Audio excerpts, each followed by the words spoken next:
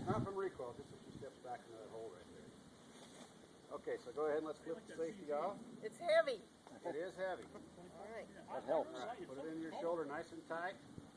Grip it with that front hand. There you go. That's it. Let it rip. You all right? Yeah. Okay, you can take that one. 470 Nitro Express.